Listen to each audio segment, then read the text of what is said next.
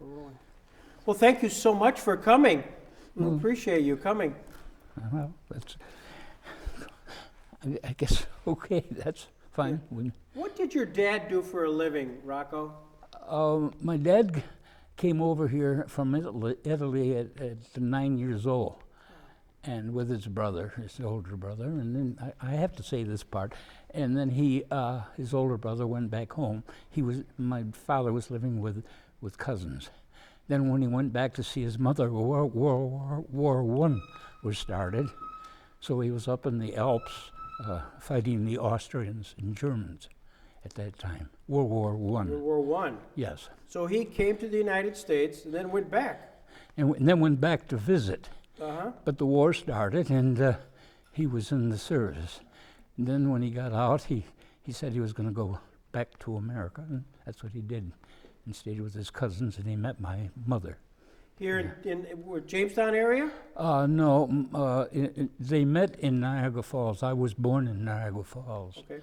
And my father was sort of a straw boss in a plant in Buffalo, making silverware. That's where he met my mother. My mother was born here, and so was my grandmother. I got great-grandmothers. Here in the United States? Yes, on my mother's side. Okay. Yeah. What plant, what was that, where did he work? My father, let's see, Sterling, it was making spoons and stuff in Niagara Falls, but then they moved to Canada. Okay. But he worked here in Jamestown as a die setter and press operator, and he kind of got me interested in tool making, and I become a tool maker, and then I went to high school with tooling idea, a machine shop, and then I didn't finish school. I wanted to get in the Navy. This is Jamestown High School? This is Jamestown, right. Like I say, I was three when we moved to Jamestown. I was 3 years old. Where did you live? When we first came in Water Street, Okay. and Allen Street, and also Vega, up there in Sweet Hill. Sweet Hill, yes. The house that the policeman was killed, 20 Vega Street. His name, Randall, or Kendall. there's Kendall, yes. He was killed in Jamestown. Yeah. Yeah. So I got to ask, living up on 20 Vega Street, being Italian, on Sweet Hill, what was it like? Oh, pioneering. Well, outside of that, I got along fine with them. Okay. And then, of course, I didn't get along too good with some of my old Italian friends. But no, at that time, there was a little bit of discrimination on both sides. You know, the coming over from Europe, it's hard to live in this type of area where the language, they have to learn the language. I'm talking about Swedish and Italian both, or any of the nationalities that come over here. When you grew up, up in, did your parents speak Italian or did they speak English? Well, if they spoke Italian, I wouldn't understand them. No, my mother was educated in public school, Okay. so she knew English. She was born here. Oh, in Jamestown? She was born in Niagara. Wait a minute. She was born in Pawtucket. Pawtucket. No, wait a minute. Pawtucket, Pennsylvania. It's Walston. That's the name that came up. Yep. Yeah, Walston. So, with being in the tool making business, interested, where did you work? Did you? Well, my dad worked at Art Metal, Okay. like I say, a press operator. Okay. And he got me in shortly, because at 17 I quit and I wanted to join the Navy. Well, they weren't going to sign. They had to sign the paper, I guess. And And I was stubborn, and then he got me the job in art metal. Actually, I was kind of an errand boy in the tool room at first. And I only stayed about 6 months. And then at 17, I joined the Navy. And I came back, and I knew I should have more schooling.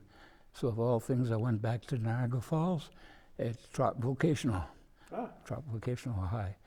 And I had 3 years of training, which I thought that was the best thing I should have done.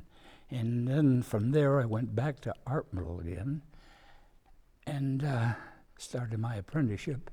And on the third year, the Korean War started, and I kind of joined it. But this time, they said with my machinist, I was 3 years in apprentice. They sent me to Rhode Island, Quonset Point, Rhode Island, with Frazron 101. That was a Fleet Service Squadron 101. So I didn't go overseas in the Korean War. But World War II, had my 18th birthday in the Pacific. Let's go back to that. When were you born, Rocco? Yeah, May 31st, 1927. So, do you remember where you were on December 7th, 1941? Pearl Harbor Day? Where I was? Yeah, do you remember that day? Oh yeah, we were living in Vegas Street, and my sister and I saw a movie together. We were kind of together. We were just a year apart. Ronald Reagan was a war hero, and he was shot down, and my sister was kind of crying on the way back home because she kind of liked Reagan, and so we come home, and my dad said, "There's war. War started." And that's the first time I heard it. So there's some things like that you never forget, I guess.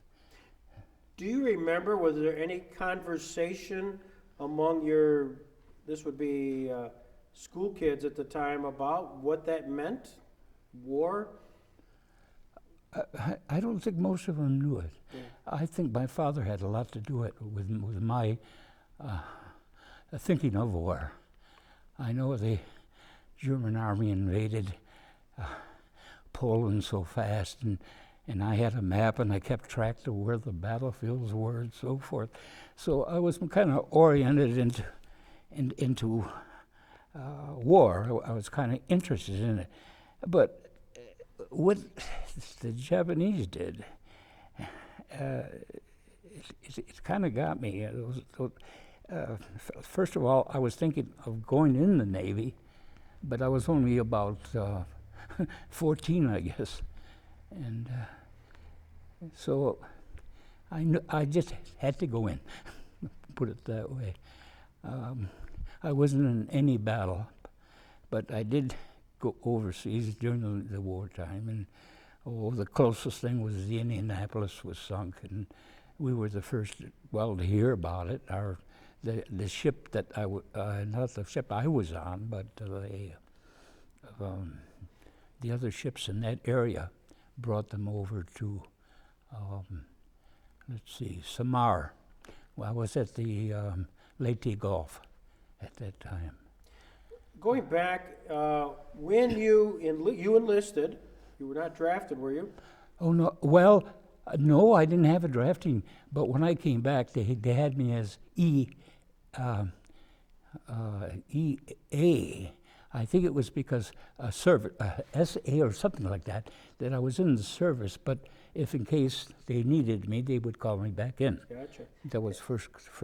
So where did you go to boot camp? Quonset Point. Samson. No, I don't have it here. They dressed me up with these. Yeah, those people, yeah. So you went to Samson, and then from, what did they train you to be? At Samson? Well, it was a regular training for all So it's sort of a boot camp. yes, this is boot camp. And And what year was that, please? What year was that you went to Sampson? in 1945, January of 1945. And then after Sampson, then where did you go? Treasure Island in California. Mhm. And I was there about 2 or 3 weeks before I got on the Brookings. It was the APA troop transport, attack troop transport. And Treasure Island, that's near San Francisco? Yes, San Francisco. But Shoemaker was a town near Oakland, just south of there. That was a Navy station there. But before we went overseas, we went to Treasure Island. Do you remember going under the Golden Gate Bridge? What was your experience when you saw, that was sort of the point where you either left or you came back? Right. What was your experience? How'd you feel? Oh, that excitement a little bit, and I was leaving the country, but it was mostly it wasn't fear. I mean, I figured this is what I should do. At that time too, you realize the war was going on for about 2.5 or 3 years, and seeing all those young guys going in, I had to get in. But I was kind of disappointed. I wouldn't dare say that to the old salts about, oh, gee, I was in no battle or something like that. But that's all I could say. I joined the Navy at 17. I went overseas, and we were in Anahuac. That's in the center of and that's when I was 18. In fact, maybe I shouldn't say this, but I was surprised. Over the loudspeaker, they said Jamestown, New York had a tornado in Brooklyn Square. Wow. And gosh, I thought of that.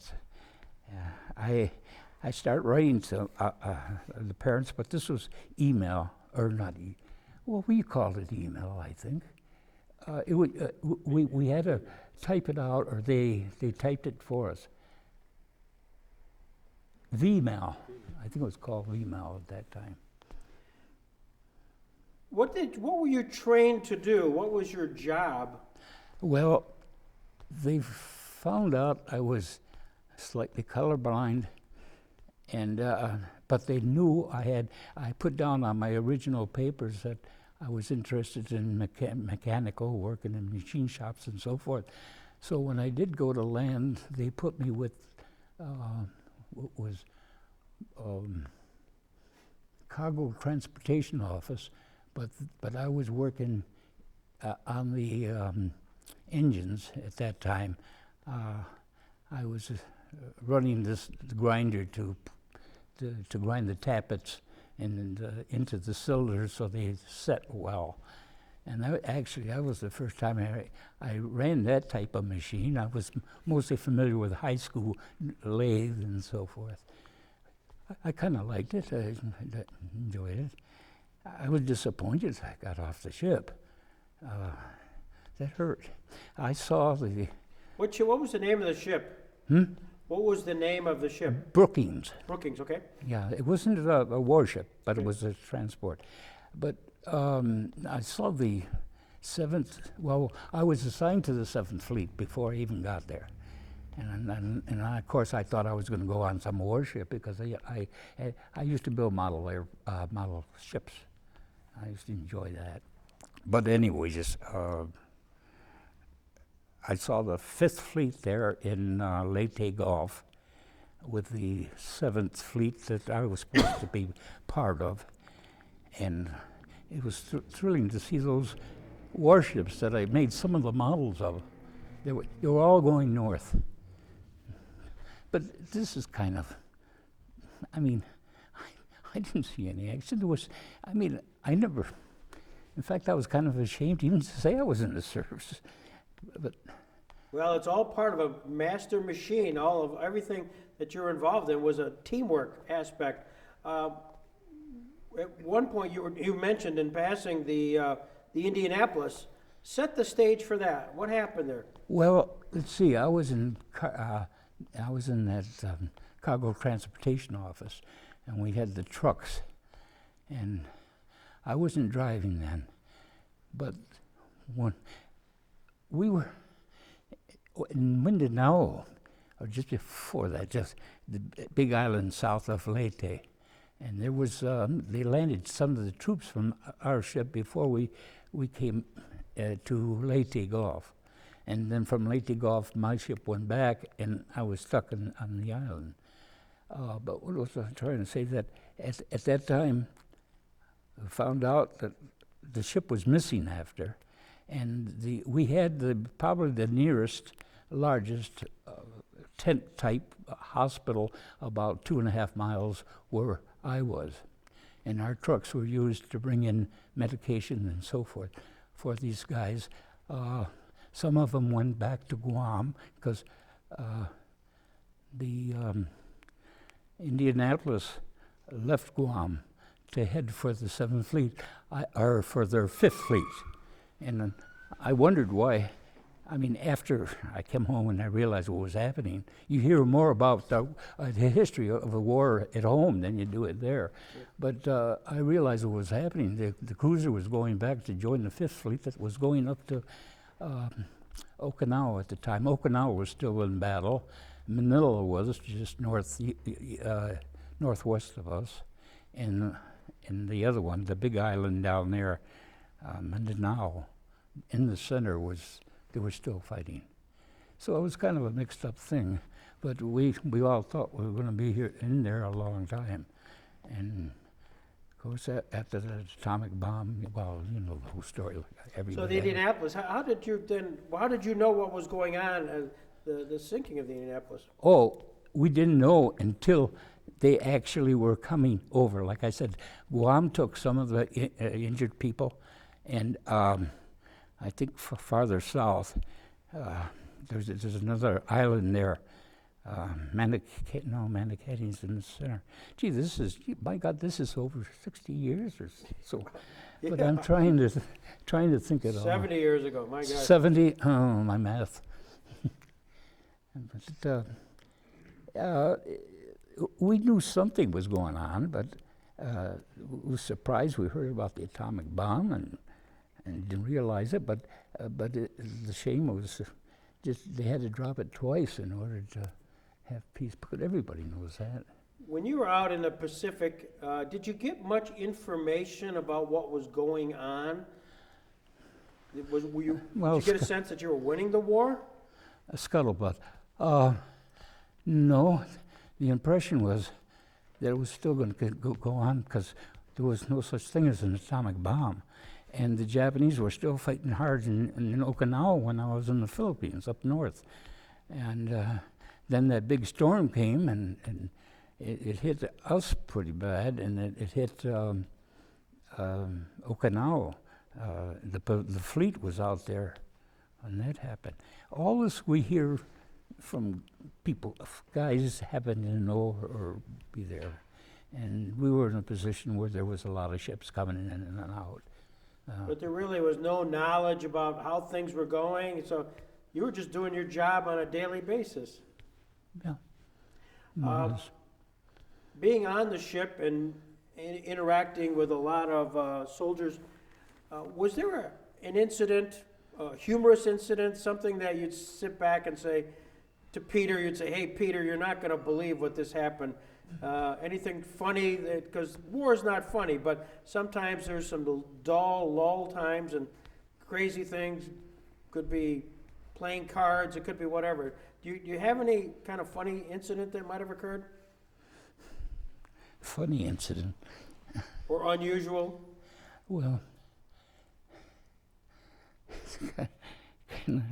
I had a lot of friends, of course. The monkeys. One Filipino used to come in, a very elderly man, and he would walk around with this monkey, and that little monkey would jump on your shoulder there, And then this little fingers would go into the pocket to see, what it was. The cutest little guy. They liked monkeys, but they didn't like dogs. The Filipinos, at least, that were in that area. I know I didn't like the guard duty. We all had to have guard duty. And that was kind of rough a little bit, dark, all alone. I went to guard the place, and that was probably the most hairy part, because there was a few men that were killed, and don't know what. They did say there were Japanese in Samar itself, but that island is so surrounded by like Leyte and Mindanao that it was pretty safe. So I really had a safe life in the service. Well, at least I thought I was safe. At some point, you do get the word that the atomic bomb has been dropped and that there's a surrender, VJ Day. All right. Do you remember that? 8th of August. The news was coming out, an atomic bomb. Well, not graduating from high school, I didn't quite understand what an atomic bomb was. But that's all we heard. And a few days later, they said that the fighting would stop. This was in August 8th, 9th, or 7th, 8th, up there. And I still wasn't quite sure what it was. We were all surprised that the war was over. Some of the ships were firing anti-aircraft guns safely in the air. We celebrated. I don't know if I celebrated, but I might have been a little disappointed in a way. That's one thing I have to be very careful. They would have thrown me overboard if they caught. If I said, "Oh, gee, I didn't see any action," but it was. Like I say, there's a lot of guys out there. You're either in the war or you're out of it, and I kind of been in between, I guess, because of my colorblindness and so forth. So really, I told them, I said, not me, really. There's so many other guys that saw so much. Well, you were an important part of the whole machinery of the war. There's so much behind all that. When the war ended, did you get involved in the occupation at all of Japan, or did you come back home? Oh, I got the Victory Medal, of course, in the Philippine Liberation, and the Asiatic Pacific, and one more was the American Theater. And that was on my records there, and so forth. Do you remember coming back through the Golden Gate Bridge on your way back home? Oh. What was that like? Well, I didn't sleep much that night. I knew we were going to go to shore in the morning, early morning. So I kind of stayed up, and the first thing I saw was those two mountains coming up. San Francisco, they got a name for those two. Mm-hmm. And I felt pretty good. And then I landed there, and we went to the base. They took us to the base, and all I can see is those beds made up, and I just head right for it, and I went to sleep. I don't know if I took somebody else's bed or not, but I went to sleep. And that's the first thing I did. But we stayed about a week after that, and then we were transferred.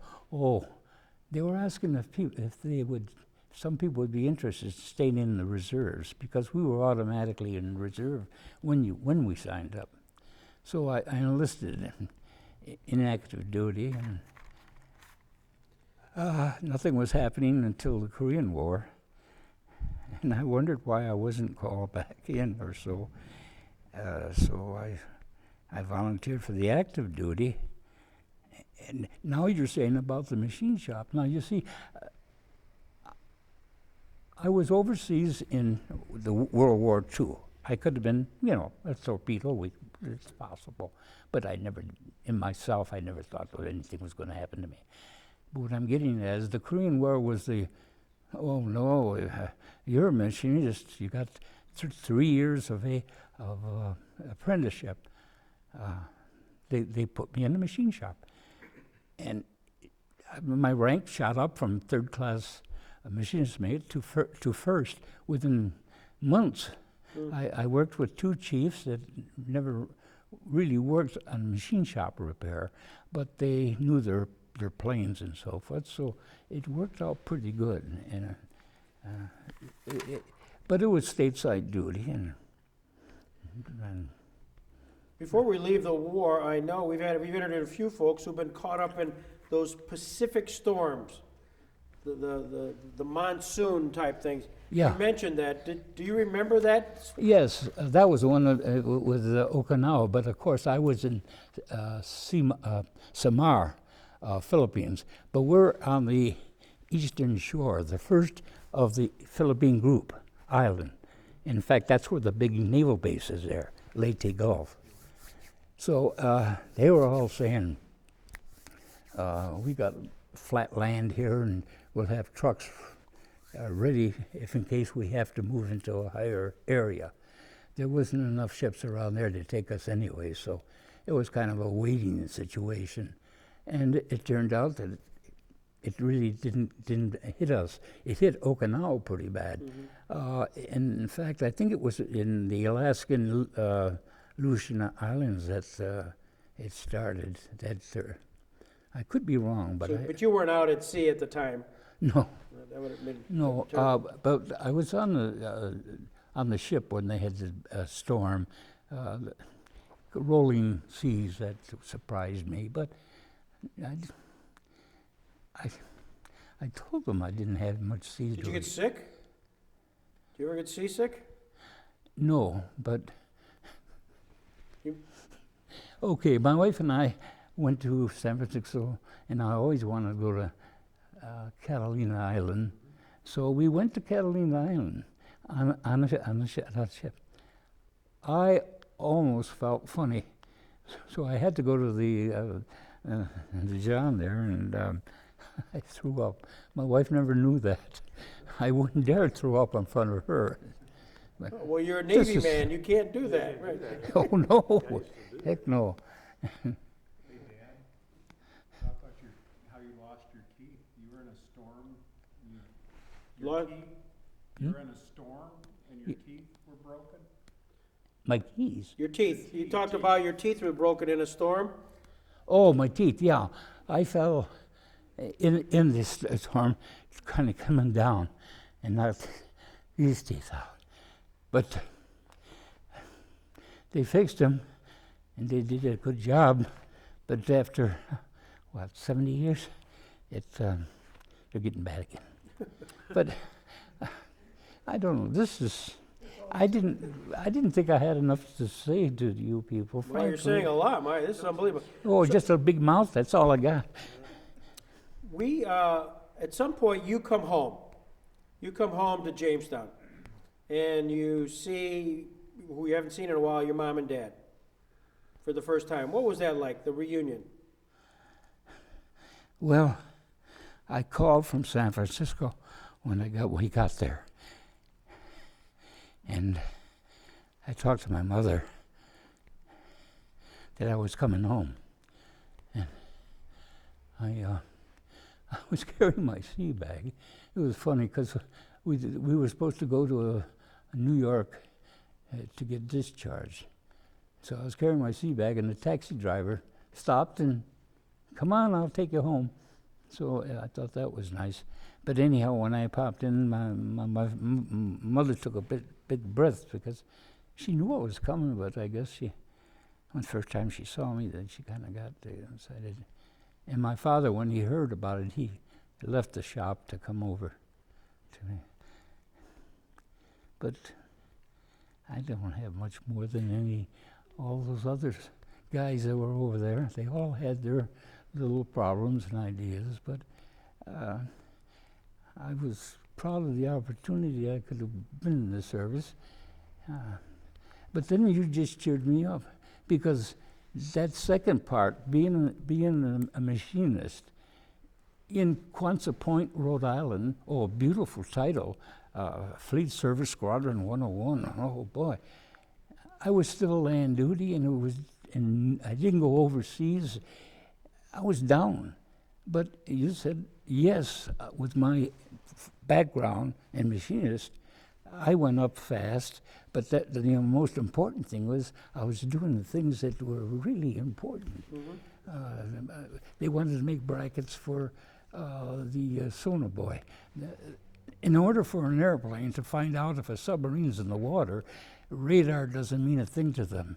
You have to drop a sonar buoy that will float on the water. Underneath the sonar buoy will give signals that there's a submarine around.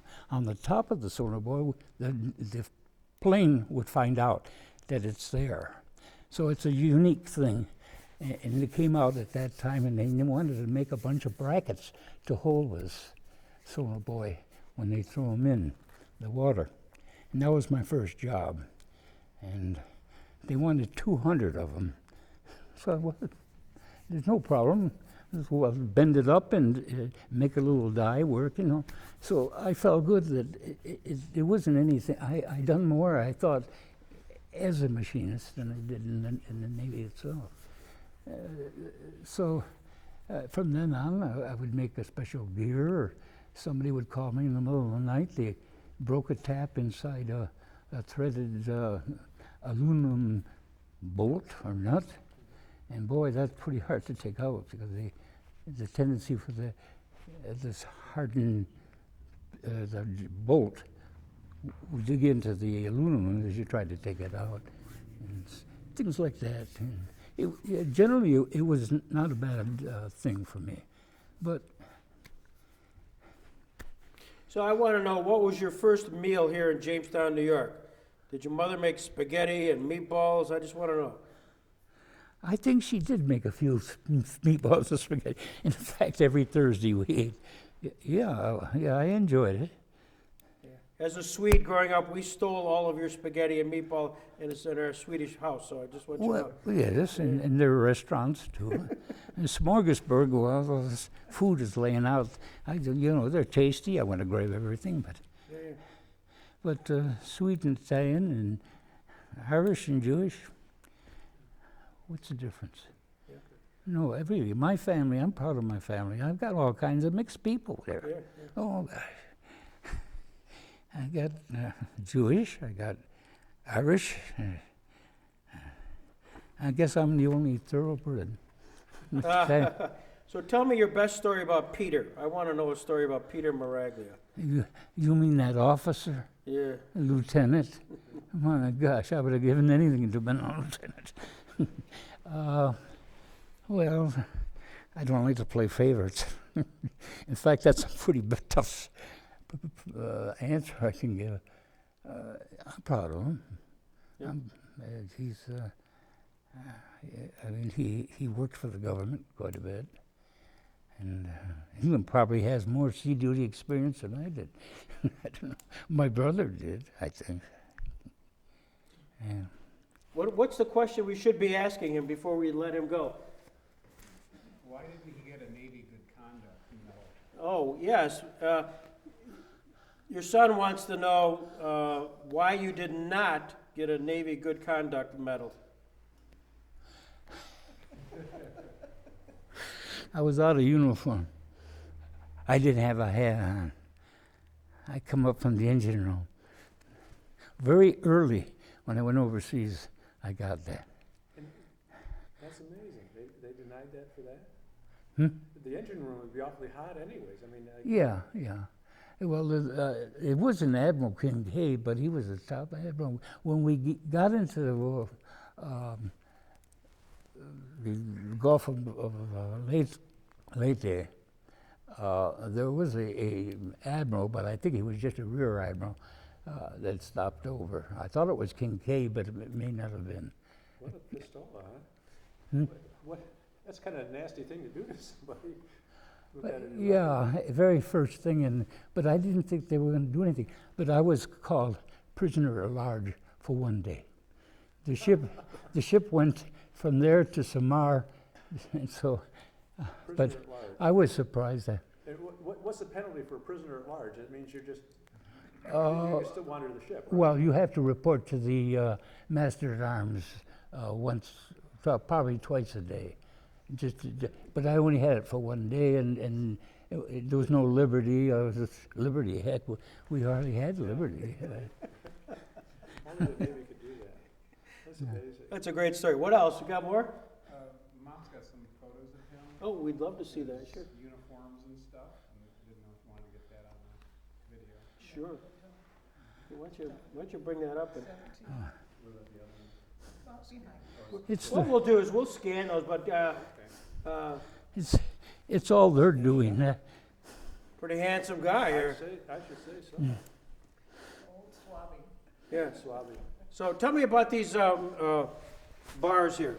Can you see those? Yeah, well, there's the Victory, the Pacific, Asian Pacific. well, the Asiatic Pacific, and then the American Theater, and that was probably moving from, before I forget, from San Francisco, we went to Pearl Harbor. We stayed there about a week, so getting supplies, food, and so forth.